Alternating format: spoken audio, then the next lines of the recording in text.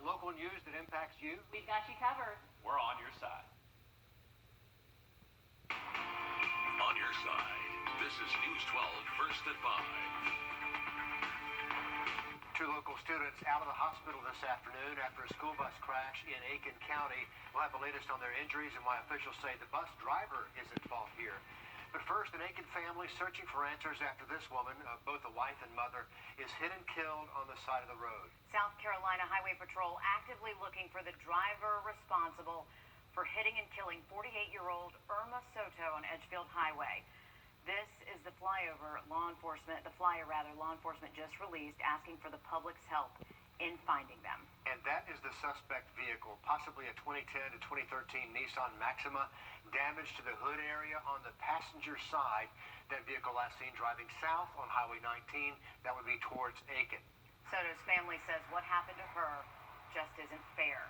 Our Wrdw talked with state troopers about their plans to track down a suspect. And today, the South Carolina Highway Patrol still searching for a suspect in the deadly hit and run that took place Friday night. And on this stretch of Edgefield Highway, they were setting up checkpoints in large digital billboards. They're asking drivers for any information on who may have been behind the wheel.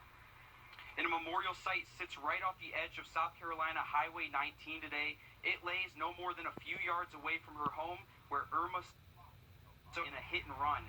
Now troopers are trying to figure out the details of this accident. They're checking addresses of people they think might have any information. Troopers believe the car is a 2011 to 2013 Nissan Maxima, but the details are limited at this time. Soto's family flew in all the way from Chicago.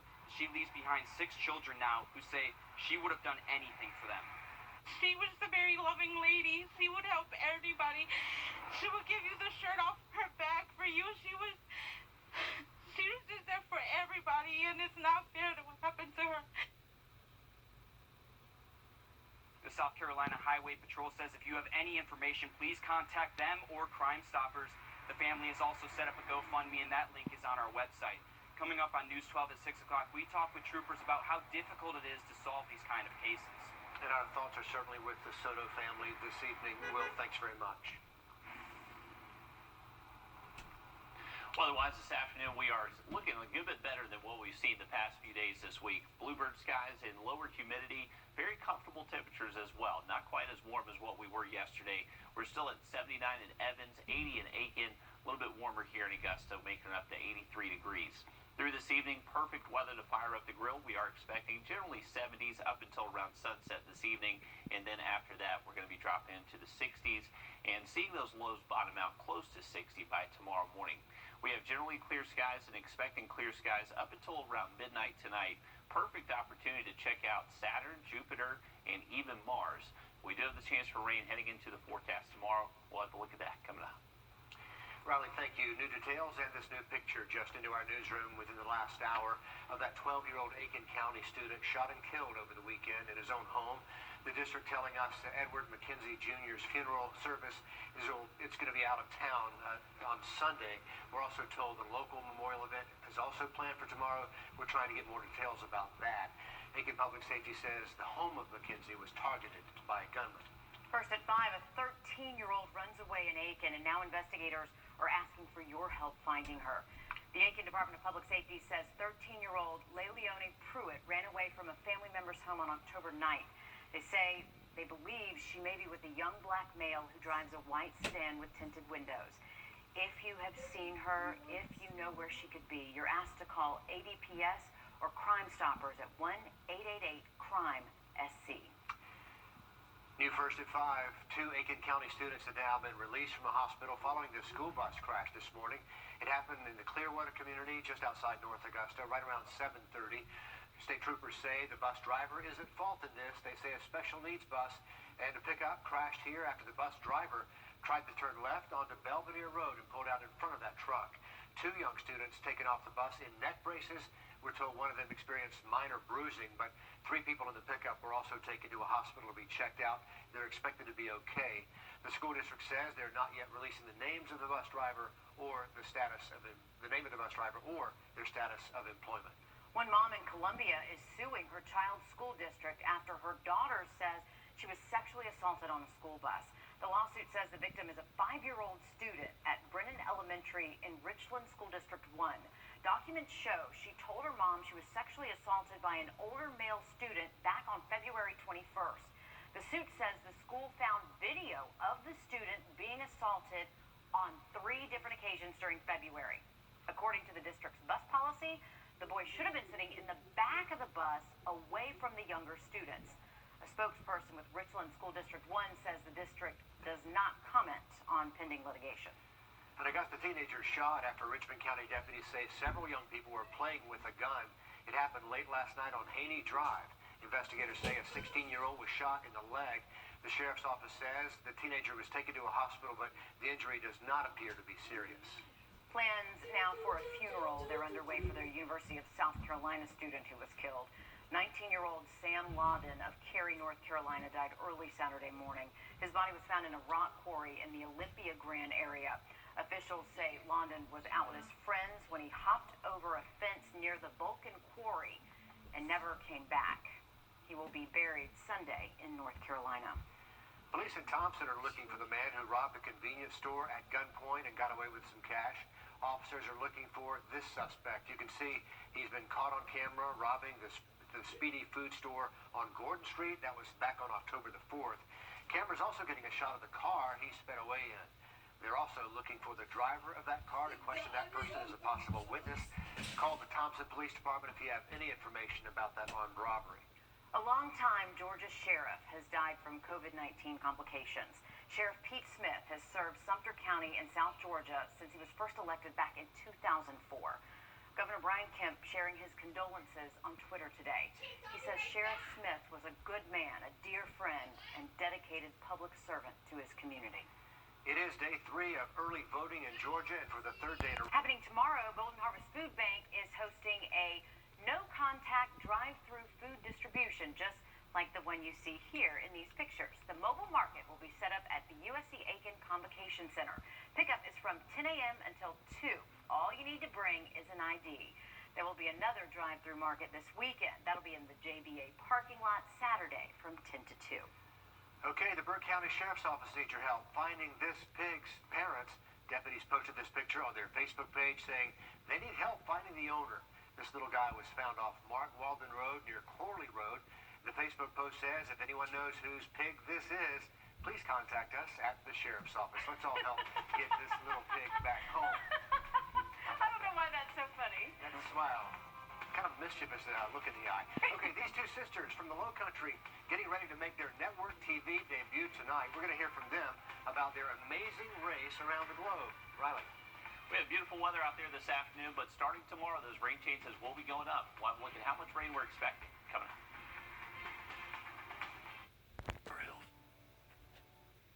If you are a fan of the show The Amazing Race, you're going to want to keep your eye out for a couple of contestants on tonight's premiere. Two sisters from Charleston will be making their national TV debut.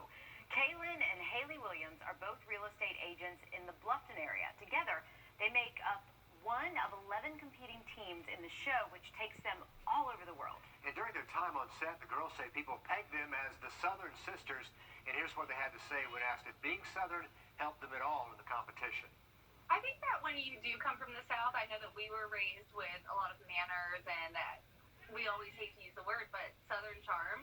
I think that you kind of get when you do grow up in the South because you're friendly and you're charming and you have manners. And I think we wanted to kind of use that to hopefully gain allies and to have locals help us. And I think it paid off, I would say. Don't be fooled, Meredith. I thought that they are steel magnolias when it comes to competition, you know? There you go. That's right. You say yes, ma'am, and yes, sir. And then you try to beat them in the race. There you go. Politely. And bless their hearts, right? If you want to see more of the Williams sisters, season 32. Wow, 32 seasons already of The Amazing Race premieres tonight on our CBS side at 9 o'clock. Looks like fun, though. The Braves just keep on winning. The streak continues. Braves taking game 2 of the NLCS in the last inning with an 8-7 win over the Dodgers. They're going to keep the momentum going tonight in game 3 out of 7. First pitch set for 6:05. Good luck to the Braves. If you weren't watching last night, something amazing happened again for the second straight night. Braves closer Mark Melanson was in the right place at the right time. Ozzie Albies hitting a ninth-inning homer again last night. Melanson makes making the running catch again in the bullpen. We showed you just the night before, the same thing happened. Melanson catching a ninth-inning home run from the bullpen, hit by Ozzie. Lightning striking twice there in Arlington, Texas last night. Can they make it 3? I want them to make it 3. Got to. Things happen in threes. It's meant to happen. And, yeah, what are the chances of that? Incredible stuff. Beautiful weather this afternoon. Bluebird skies. It's really tough to find a cloud in the sky anywhere we point our cameras this afternoon. Not quite as hot as yesterday, and those dew points finally getting below 60, so it's not quite as humid. Feeling nice out there, and we're expecting these nice conditions over the next several hours. Now, high pressure is going to be moving off the coast tonight. That's going to bring back a return flow, and then this is the front that's going to be moving through on Friday, bringing up those rain chances for us. Now, Thursday actually looks like the better opportunity to see rain than Friday. Tomorrow, we're not expecting a whole lot of rain, but there definitely will be the opportunity for some showers to form. But dry conditions this evening, and actually generally clear, but cloud cover will start to increase after midnight. And there you go, by daybreak Thursday, seeing that patchy fog, low-level cloud cover across most of the area, and temperatures on the more mild side, close to 60. Later into the afternoon Thursday, we will see moisture build throughout the day, so there will be the opportunity for some of these hit-and-miss showers. They don't look all too threatening. If you see rain tomorrow, shouldn't last all too long for you, and rain totals look to be below 1/10 of an inch for most areas on Thursday. Heading into Friday, that front is going to get a little bit closer towards us and be swinging through during the day. But early on Friday, there's going to be the opportunity for some patchy, dense fog, maybe even some mist and sprinkles out there early Friday, so be careful on your morning commute. Later into the afternoon Friday, we're hoping we actually get some clearing in the skies as that front gets closer towards the region, towards the coast. Hopefully it'll keep that rain threat mainly east of our area, but possibly clipping some of our eastern counties. So keeping that rain chance in there on Friday. As far as how much rain we're expecting, though, Thursday, maybe 1/10 of an inch max, and then on Friday we could add a little bit more to that. But overall, folks, we're just not expecting a whole lot of rainfall. You can see maybe an isolated location gets under a heavier downpour that gets a little bit more than 1/2 inch, but in general, a lot of us not expecting to see much more than 1/4 of an inch. Through the weekend, we are expecting those temps to cool off some, but unfortunately not as cool as we were hoping. It looks like we should stay away from the 40s, at least here in Augusta for the weekend, but you definitely will notice a difference in the air Saturday and Sunday. Okay, Riley, thanks. More sporting news for you first at 5. We're seeing the first COVID-19 outbreak in college football. Yeah, the SEC just announcing this weekend's game between Florida and LSU has been postponed. That's after the Florida Gators say they're seeing a surge in positive COVID-19 tests this week. The game was supposed to be Saturday at the Swamp. It's tentatively been rescheduled for the SEC's built-in bye week, but that's December the 12th, a week before the SEC championship. Also, some good news to pass along. An update to a story we brought you earlier. A 13-year-old runaway in Aiken has been found. The Aiken Department of Public Safety just telling us 13-year-old Leilani Pruitt has been found, and she is safe. So thanks for all the social media shares on this one. You know that helps so much. As we enter the second half of the semester, universities are continuing to change plans. An update from USC Aiken and Augusta University after the break. New today, weekly COVID numbers are out for Aiken County schools. 7 students tested positive last week. That's less than 1% of the 22,000 students. 136 students are currently in quarantine. That's also less than 1%. There are 2 staff members with COVID and 23 are in quarantine. Again, less than 1% of the 3,300 employees. We know the pandemic has changed almost everything about the way our kids are learning, and that includes college students. With the holidays coming up, News 12's Tradisha Woodard asked how local universities are navigating their calendars and even what graduation might look like. As students enter the second half of the semester, universities are continuing to lay out plans. So this year's going to be a little different to try to avoid large outbreaks on campus where we know people are out of town and traveling, and there may be around groups of people they haven't been around. USC Aiken says COVID numbers have been very low, and in order to prevent a spike in cases on campus, no students will be returning for face-to-face instruction. It'll all be done virtually. However, they will be offering a socially distant in-person ceremony for graduates. They've really, had their input, and we've really had our input, and they've really listened to us. Unfortunately, The May graduating class did not get it, so this is a huge win for all of us. Over at Augusta University, some students will be coming back to campus after the break, while others may have the option to do it online. They say they're also planning for a face-to-face physically distant graduation. Currently, we're in our design planning phase right now about what that would look like. They say even if it means having 2 or 3 graduations to accommodate the numbers, they're doing everything they can to show appreciation to their students' hard work. But they want more and more face time. I know our students want to be around each other. They like the community. They like being on campus. And so we're trying to move back to that as much as possible with all the safety protocols in place. Tradisha Woodard on your side. Just yesterday, the University System of Georgia approved some in-person learning, and they're working to have students not come back to class after the break there. Actually, to return safely after the winter break. Sorry for the technical mix-up there. They want to get the students back to campus safely after winter break. So just yesterday, as you were saying, Mayor, the University System of Georgia approved continuing in-person classes for all of its campuses for the rest of the school year. But that includes Augusta University, UGA, Georgia Southern. I guess we just have to be flexible right now because everything's very fluid. But at least they get the graduations. That's something that they've really been missing. If you're waiting on a package tomorrow, unfortunately, there is that low-end chance it could get wet with the chance for some showers. I have another look at that forecast for you just after a short break. On your side. I'm not taking donations from corporate PACs. I mean, safe and easy. Looking mostly clear through this evening, but after midnight tonight, we are expecting that cloud cover to be increasing towards daybreak of Thursday. Yeah, tomorrow's Thursday.